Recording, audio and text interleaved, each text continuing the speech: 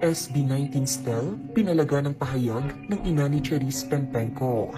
Tuluyan ang naglabas ng kanyang reaksyon ng SB19 member na si Stel Ahero, kaugnay sa naging pahayag ni Raquel Pempenco, ina ni Jade Zairus, na dating si Cherise Pempenco.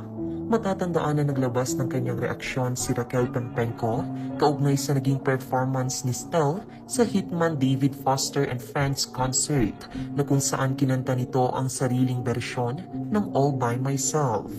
Agad nga itong nag-viral sa social media at umani ng mga papuri sa mga netizens. Sa kabilang banda, maging ang ina ng dating singer na si Cherise Pempenco na si Raquel Pempenco ay naglabas din ng kanyang honest reaction para sa naging performance ni Stel.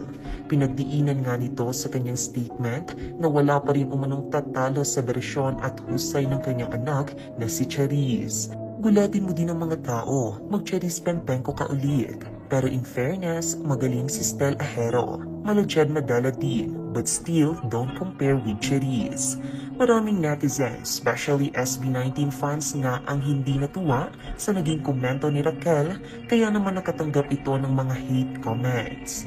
Samantala sa kauna-unahang pagkakataon, naglabas na rin ang kanyang reaksyon ng SB19 member na si Stel kaugnay sa naging pahayag ni Raquel Pempenco. Aniya, hindi raw niya maintindihan ng mga taong mahilig magkumpara sa likod ng pagkakaroon ng magkaibang talento ng mga artista.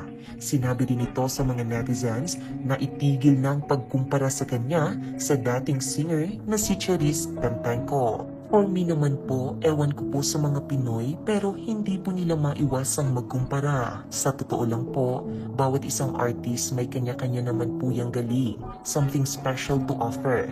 And yung pagkukumpara parang dapat alisin na po natin sa isip natin yon. Kasi si Cherise na po yon. Nagawa niya na po yon. Nakapag-iwan na po siya ng mark at kung ano po yung ginawa ko, yun naman po yung sarili kong interpretasyon. Dagdag pa ni Stel, ang naging reaksyon ni Ginang Pempenco ay normal lamang para sa isang ina. Siyempre nanay po siya. Siyempre para sa mga mata ng nanay, anak nila yung pinakamagaling. Pero hindi ko naman po siya masisisi doon po sa nasabi niyang salita. Kasi sa kanya po yun eh. Opinion niya po and wala naman po akong magagawa ron.